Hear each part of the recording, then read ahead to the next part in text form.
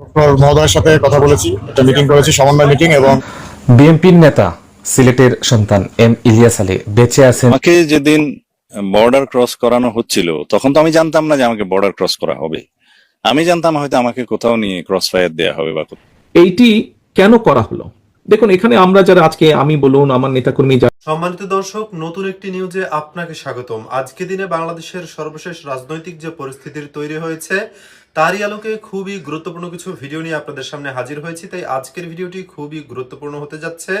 সম্পূর্ণ ভিডিওটি দেখলে বাংলাদেশের রাজনৈতিক সর্বশেষ পরিস্থিতি সম্পর্কে খুবই গুরুত্বপূর্ণ কিছু তথ্য পেয়ে যাবেন। তাই ধৈর্য ধরে সম্পূর্ণ ভিডিওটি দেখার অনুরোধ রইল। তার আগে ছোট করে একটি অনুরোধ, আপনারা যদি এই ধরনের আপডেট নিউজগুলো সবার আগে পেতে চান অবশ্যই চ্যানেলটি সাবস্ক্রাইব করে বেল আইকনটি অল করে দিবেন। ইতিপূর্বে যারা সাবস্ক্রাইব করেছেন তাদেরকে অসংখ্য ধন্যবাদ। চলুন দর্শক, একটি লাইক দিয়ে একে একে সেই ভিডিওগুলো দেখে আসি। দিন বর্ডার ক্রস করানো হচ্ছিল তখন তো আমি জানতাম না যে আমাকে বর্ডার ক্রস করা হবে। আমি জানতাম হয়তো আমাকে কোথাও নিয়ে ক্রস ফায়ার দেওয়া হবে বা কোথাও ফেলে দিবে বন জঙ্গলে। তো সেই রকম অনুভূতিতেই ছিলাম যখন আমাকে এখান থেকে ক্রস করে হয়তো এই রাস্তা দিয়েই হবে খুব সম্ভাবনা, আমার কাছে যেটুকু মনে হয়েছে, যেটুকু আমিও তখন অনুভব করেছি।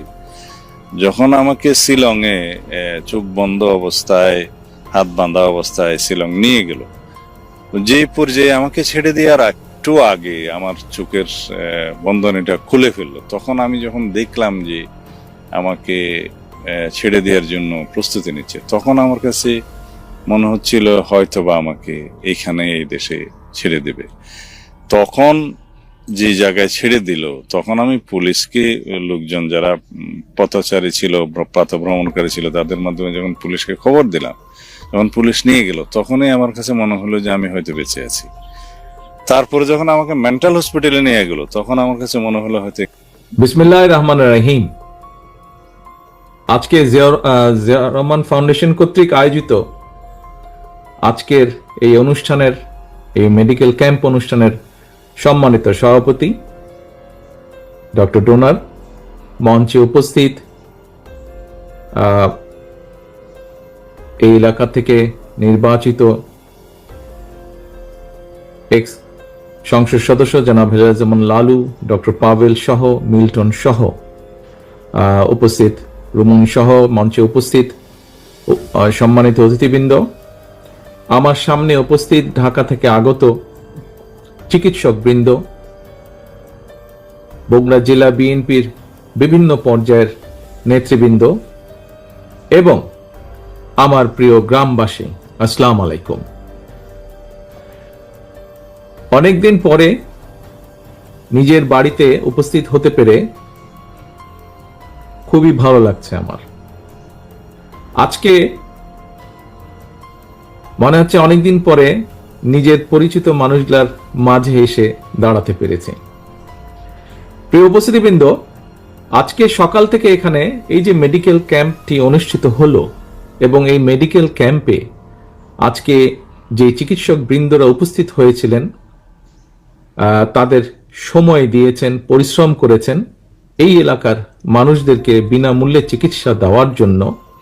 তার জন্য আমি তার চিকিৎসক বৃন্দকে কষ্ট করে এখানে আসার জন্য, সময় ব্যয় করার জন্য, কষ্ট করার জন্য আন্তরিকভাবে এলাকাবাসীর পক্ষ থেকে আন্তরিকভাবে আমি ধন্যবাদ জানাচ্ছি।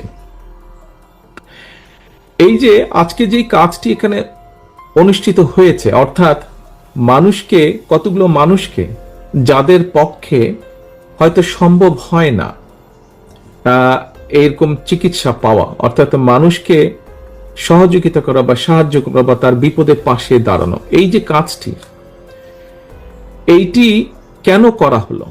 দেখুন, এখানে আমরা যারা আজকে, আমি বলুন, আমার নেতাকর্মী যারা আছে, মঞ্চে যারা আছে, মঞ্চের বাইরে অনেক মানুষ উপস্থিত আছেন, যারা আমরা সরাসরি বাংলাদেশ জাতীয়তাবাদী দল বিএনপির রাজনীতির সাথে জড়িত। আমরা রাজনীতি কার জন্য করি? আমরা রাজনীতি মানুষের জন্য করি, অর্থাৎ দেশ এবং দেশের মানুষের জন্য আমরা রাজনৈতিক দল হিসেবে বিভিন্ন পরিকল্পনা গ্রহণ করি। দলের পক্ষ থেকে শিক্ষার বিষয়ে পরিকল্পনা গ্রহণ করি, নারীদের বিষয়ে পরিকল্পনা গ্রহণ করি, যারা বয়স্ক মানুষ তাদের ব্যাপারে পরিকল্পনা গ্রহণ করি, চিকিৎসার ব্যাপারে পরিকল্পনা গ্রহণ করি, ছাত্রছাত্রীদের ব্যাপারে পরিকল্পনা গ্রহণ করি, রাস্তাঘাট উন্নয়নের ব্যাপারে পরিকল্পনা গ্রহণ করি, কৃষকের ব্যাপারে বা কৃষির ব্যাপারে পরিকল্পনা, এরকম বিভিন্ন পরিকল্পনা গ্রহণ করি। এবং যখন একটি রাজনৈতিক দল সরকার গঠন করে, সরকারে যেতে সক্ষম হয় জনগণের সমর্থন নিয়ে, তারপরে পর্যায়ক্রমিকভাবে আমরা সেই পরিকল্পনাগুলোর কাজ বাস্তবায়ন করি। কিন্তু প্রিয় উপস্থিতিবৃন্দ, রাজনীতির পাশেও, রাজনীতিটাই তো মানুষের জন্য করা, সেই রাজনীতির পাশেও কিন্তু মানুষের কাজ করা যায়, মানুষের জন্য কাজ করা যায়। কারণ রাজনীতিও করি আমরা মানুষের জন্য, অর্থাৎ মানুষ কিন্তু মানুষের জন্য। আল্লাহ তাআলা আমাদেরকে সৃষ্টি করেছেন সৃষ্টির সেরা জীব হিসাবে, এবং সেই হিসাবে আমাদের দায়িত্ব হচ্ছে যেমন একজন মানুষ যার পক্ষে সম্ভব, সে যেরকম আরেকজন মানুষ যার পক্ষে সম্ভব নয় তাকে সাহায্য করা, সহযোগিতা করা, একইভাবে মানুষের দায়িত্ব হচ্ছে পৃথিবীর তাবৎ আল্লাহর সৃষ্টি সকল কিছুর প্রতি যত্ন নেওয়া। এবং এই সকল বিবেচনা বোধ থেকেই আজকে থেকে প্রায় 27 বছর আগে জিয়া রহমান ফাউন্ডেশনের ভিত্তি প্রতিষ্ঠিত হয়। এবং তারপরে বিভিন্ন সময়ে বিভিন্ন কার্যক্রমে কিভাবে কি কি কার্যক্রম গ্রহণ করা হয়েছে আপনারা কিছুক্ষণ আগে যে ডকুমেন্টারিটা দেখানো হয়েছে তার ভিতরে আপনারা দেখেছেন।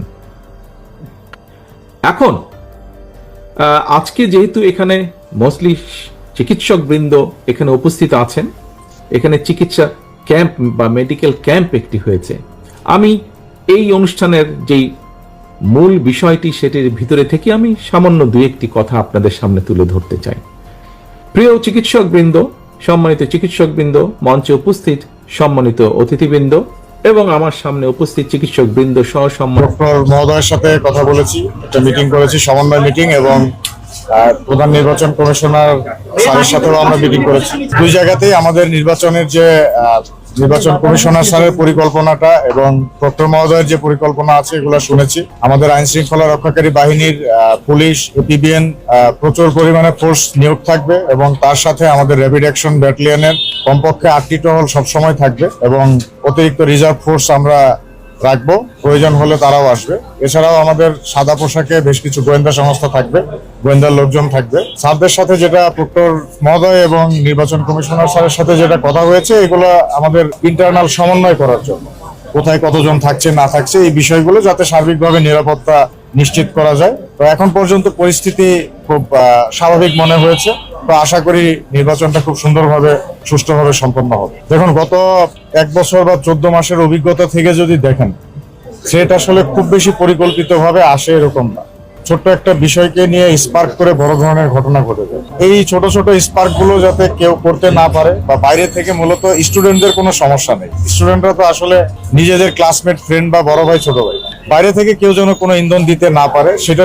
এই ভিডিওগুলো দেখছিলেন, এই সম্পর্কে আপনাদের মন্তব্য কমেন্টে লিখে পাঠাবেন। ভিডিও ভালো লাগলে চ্যানেলটি সাবস্ক্রাইব করতে ভুলবেন না। এবারের মতো এখানেই বিদায় নিচ্ছি, শীঘ্রই দেখা হবে নতুন কোনো ভিডিও নিয়ে। ততক্ষণ সকলে ভালো থাকুন, সুস্থ থাকুন। আসসালামু আলাইকুম ওয়া রাহমাতুল্লাহি ওয়া বারাকাতুহু।